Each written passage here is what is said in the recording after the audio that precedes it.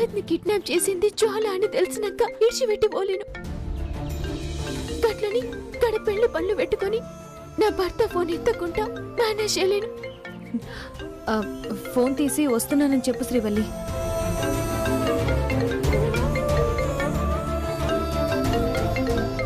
ఇలా కా శ్రీవల్లి, ముందు నువ్వు మండువాకి వెళ్ళు. నేను శివకుమార్ గారిని కలిసి ఏదో ఒక ప్రయత్నం చేస్తాను. వెంటనే నీకు ఇన్ఫర్మేషన్ ఇస్తాను. Thank you so much Kalyani. అత్త, మీ అందరి మేలు మర్చిపోలేను. నా పరిస్థితి చెప్పి రమ్మని పిలవంగానే అర్ధ గంటలో మీరందరూ నా ముంగటున్నారు. కానీ దురదృష్టం, రోహిత్ ని పట్టుకోలేకపోయినాం. ఇదంతా మర్చిపో శ్రీవల్లి. నువ్వు ఫోన్ చెయ్యి, ఎప్పుడంటే గప్పుడే వస్తాం. నీ పెనిమిడి గురించి మాకెరకలేదా? నువ్వు ముందు జల్దీ పో. నేను పోతా.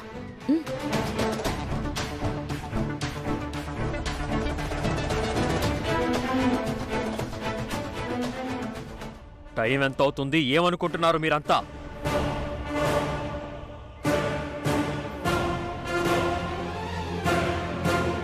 నాన్నా, శ్రీవల్లి దారిలో ఉందా? ఇంకా ఎన్ని గంటలు దారిలోనే ఉంటుంది? ఇక్కడి నుంచి ఇంటికి నడిచి వెళ్ళొచ్చినా ఇంత టైం పట్టదు.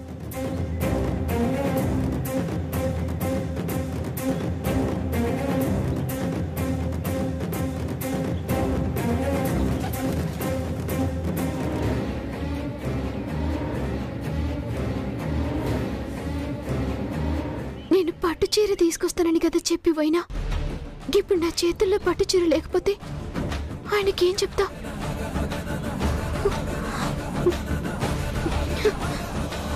మాట్లాడరే. ఏ ఒక్కరు అడిగిన దానికి సమాధానం చెప్పరా?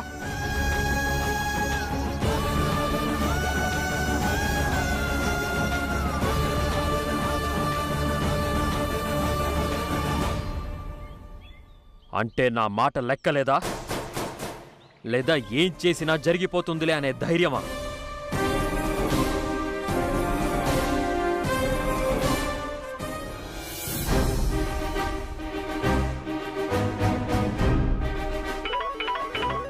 అమ్మ ఫోన్ చేస్తుందేంది?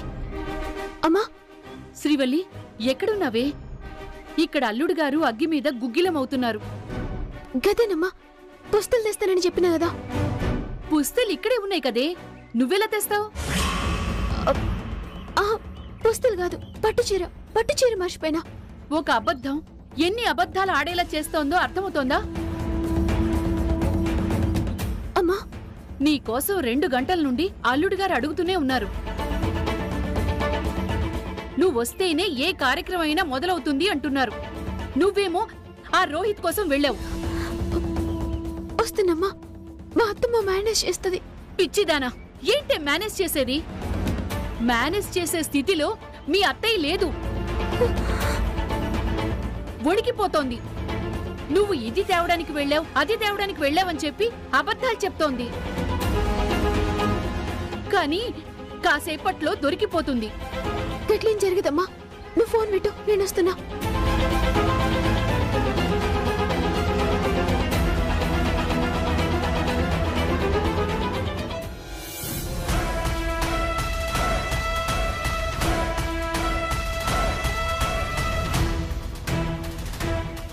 భవానీ, శ్రీవల్లి ఇంకా రాకపోవడం ఏంటి?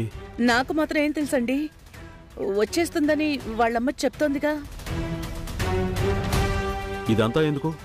చక్రి, డ్రైవర్ని పంపించు, శ్రీవల్లిని తీసుకొస్తాడు. అలాగే. అక్కర్లేదు, నేనే వెళ్తాను.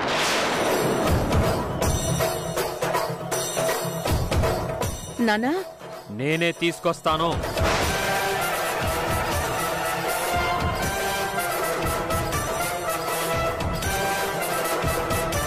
ఏమండి?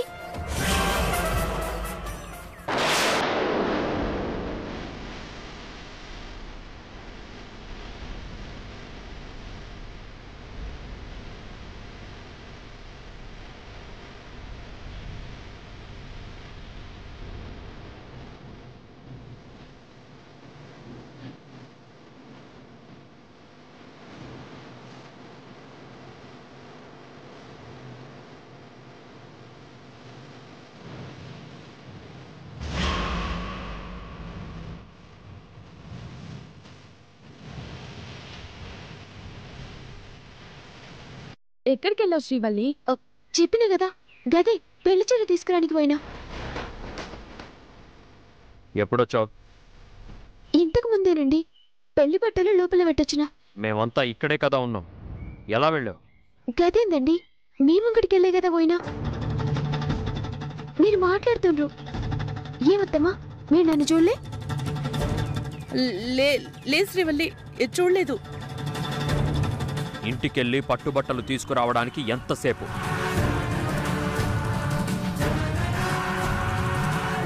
గంట 2 గంటలు ఏం చేశావు?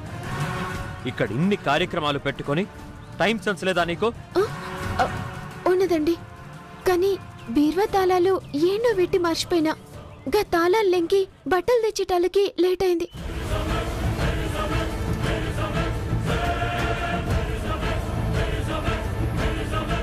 అలాంటి పనులు నిన్నెవరు చేయమన్నారు? వాటికి పని వాళ్ళున్నారు, అవి చేసేవాళ్ళున్నారు. బీర్వాలో పెట్టిన బట్టలకు పనాలను ఎట్లా పంపుతానండి?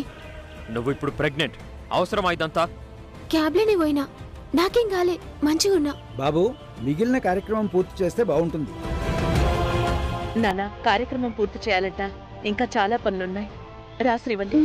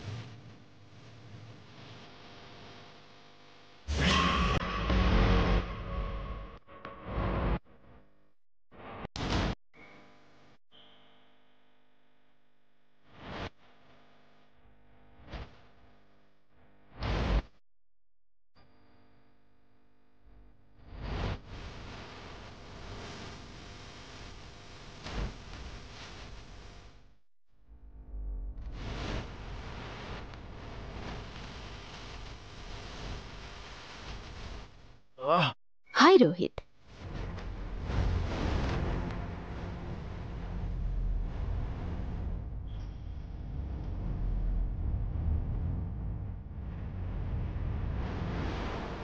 ఎవరు నువ్వు? నన్నెందుకు కిడ్నాప్ చేశారు? నేను నీ శ్రేయోభిలాషిని. నీ లైఫ్ని నిలబెట్టి డబ్బు సంపాదించాలన్నా నీ డిజైర్ని తీర్చే నీ అదృష్టాన్ని. ఏం మాట్లాడుతున్నారు మీరు? మేడం చెప్పింది బే. కావాల్సిన వాళ్ళతో అలాగేనా బిహేవ్ చేయడం? తప్పు. ఈ రోహిత్ ఇప్పుడు మన ఆయుధం. అర్థం కాలేదా రోహిత్? నువ్వు ప్రేమించి ప్రేమతో పాటు కోట్లు మోసుకొస్తుందని ఆశించి మోసపోయావే. ఆ ప్రేమని డబ్బుని నీకందివ్వలేని శాన్వి అన్నయ్య సామ్రాట్కి నేను శత్రువుని.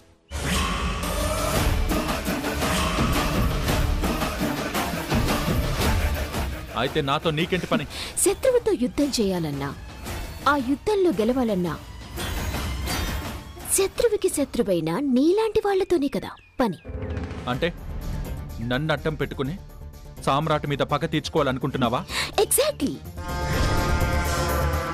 కానీ ఊరికే కాదు, శాన్వి మీద నీకున్న అయిష్టాన్ని నా అవసరానికి వినియోగించు. డబ్బు సంపాదించాలి, లగ్జరియస్ గా బతకాలి అన్న నీ ఆశని నాకమ్మేసే. ప్రేమకి, డబ్బుకి, సంపాదనకి, బాధ్యతకి ముడిపెట్టిన శాన్విని వదిలేయాలనుకున్న నీ ఆలోచనని నాకు తాకట్టు పెట్టావనుకో, దానికి నువ్వు ఊహించని ఖరీదు కడతాను. బట్ నువ్వు నేను చెప్పినట్టు వినాలి. Only 24 hours. ఏం చేయాలి చెప్పండి. నువ్వు తెలివైన వాడివి, బతక నేర్చిన వాడివి. నీ మాజీ ప్రియురాలి మెడలో మరొకరు తాళి కట్టిన మరు నిమిషంలో నువ్వా పెళ్లి పందిట్లోకి రావాలి. అక్కడ 100 మందిలో శాన్వి నువ్వు ప్రేమించుకున్నామని, ప్రేమ పేరుతో కొన్ని నెలలు కాపురం చేశామని చెప్పాలి. అప్పుడా సామ్రాటుగాడు కట్టించిన తాళుని తెంచలేక, ఇష్టం లేని నీకిచ్చి శాన్విని పెళ్లి చేయలేక అందట్లో తలదించుకోవాలి. అది చూసి నేను ఆనందించాలి.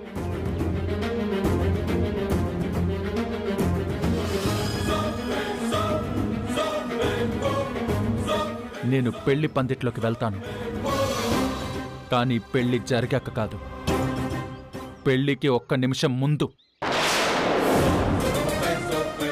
నేను శాన్వి ప్రేమించుకున్నామని, కాపురం చేశామని చెప్తాను. At the same time Shanvi కడుపులో నా బిడ్డ పెరుగుతుందని చెప్పి శాన్వి మెడలో తాళి కట్టడానికి వెళ్తాను.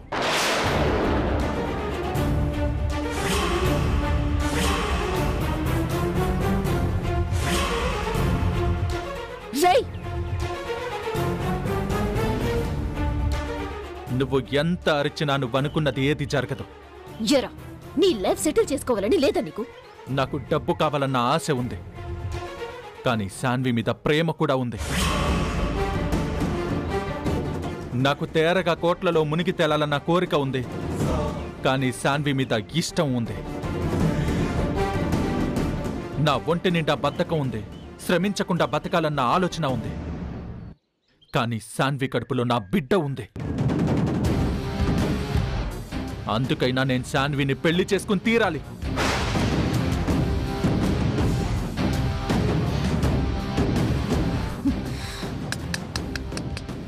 నచ్చలేదురా నీ మాటలు, నీ ఆలోచన ఏది నచ్చలేదు.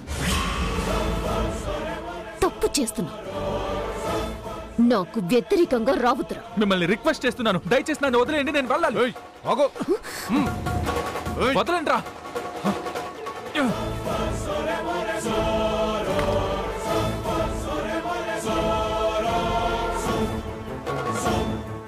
ఒరే, ఆ ఫోన్ తీసివరా.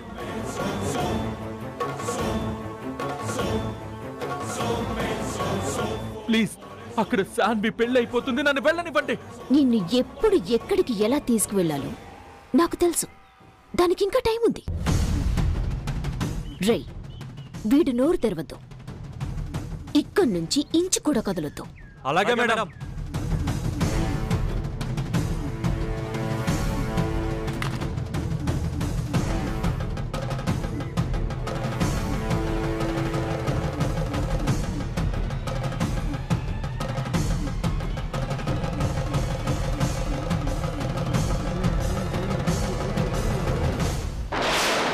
ప్లీజ్ రా, తలుపు తీయండి రా.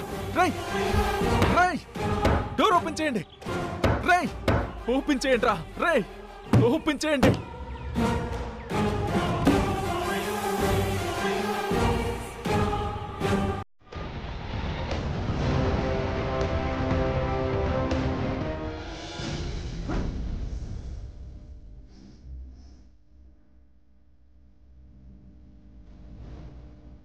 శ్రీవల్లి, ఏమైందే?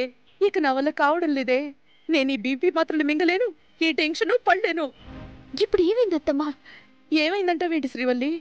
నువ్వేమో మారావు, వాడేమో శ్రీవల్లి ఎక్కడా ఎక్కడా అంటాడు. సమాధానం చెప్పలేక, అబద్ధాలు ఆడలేక నరకం కనిపిస్తోంది నాకు. ఏం చేద్దాం మరి? నేనేమైనా సంబరానికి బయటికి పోయినా అత్తమ్మా? గిట్లా అయిపోయి నాకే వెరక.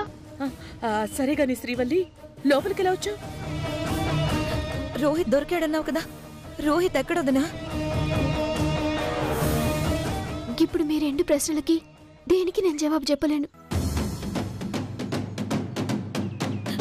ప్లీజ్ వదినా, రోహిత్ గురించి చెప్పొదినా, నాకు చాలా భయంగా ఉంది. అతి కష్టం మీద నా దోస్తు సాయంతోటి రోహిత్ జాడ కనిపెట్టినాం. కానీ మమ్మల్ని చూడంగానే పారిపోయిండు.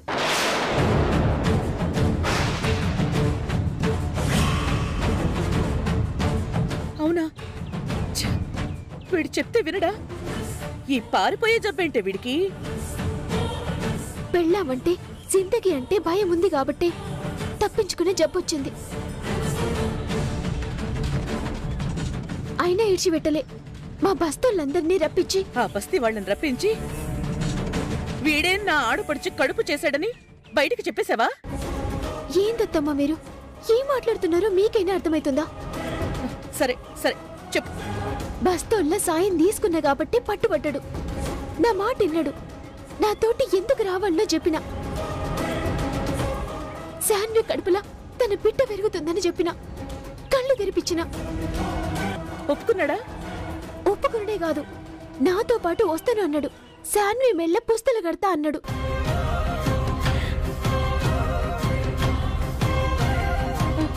దేవుడా, నిజంగా నువ్వు ఉన్నావయ్యా. మరి రోహిత్ ఎక్కడున్నాడు వదినా? ఎక్కడైనా చాటుగా ఉంచొచ్చావా? లే శాన్వి, రోహిత్ కి ఇక్కడి పరిస్థితి చెప్పి ఒప్పించినాక రెప్ప వాల్చేలోగా గజ్వాల మనుషులు కిడ్నాప్ చేసిండ్రు.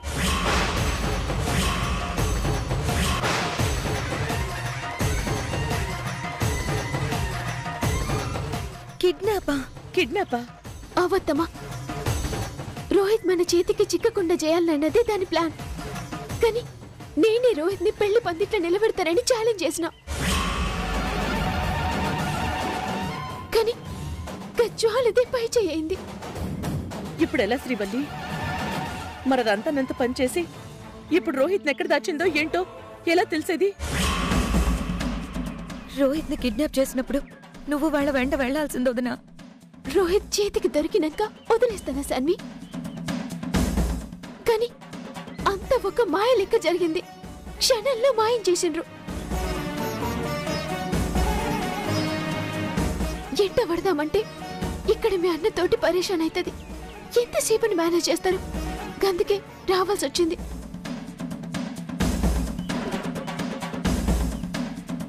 బాధపడకు శాన్వి. నా దోస్తు కళ్యాణి రోహిత్ ని పట్టుకోనికే ప్రయత్నం చేస్తుంది. ఏదో ఒక ఇన్ఫర్మేషన్ రాకపోదు. అయ్యో, అయిపోయింది. రోహిత్ ఆ రాక్షసుకి చిక్కాడంటేనే ఇంకా వదిలిపెట్టదు. రోహిత్ ని మంటపంలో కాదు కదా, ఎక్కడున్నాడో కనిపెట్టడం కూడా కష్టమే. గట్లెందుకు అనుకుంటారత్తమ్మా? మనమే గిట్ల డీలా పడిపోతే శాన్వి ఎంత టెన్షన్ పడాలి? ఆ దేవుడున్నాడు. రేపటికల్లా ఏదో ఒక దారి చూపకపోడు.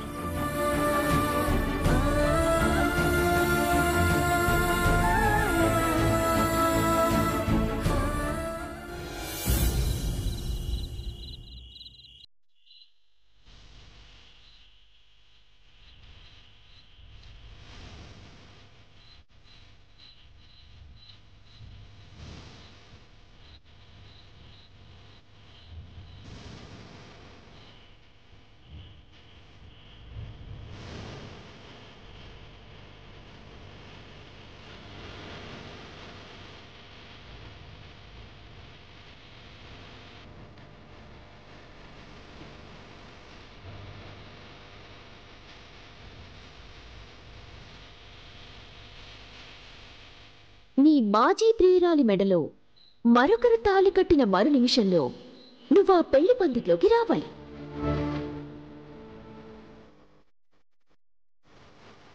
ఆడబిడ్డ కడుపులో పెరుగుతున్న బిడ్డకి తండ్రివి నువ్వు. బిడ్డని చంపుకొని మరొకరిని పెళ్లి చేసుకుంటే శాన్వి జీవితం చాలా గొప్పగా ఉంటుంది. కానీ శాన్వి గంత గొప్పకోలే. సావైనా బతుకైనా నీతోనే అంటుంది.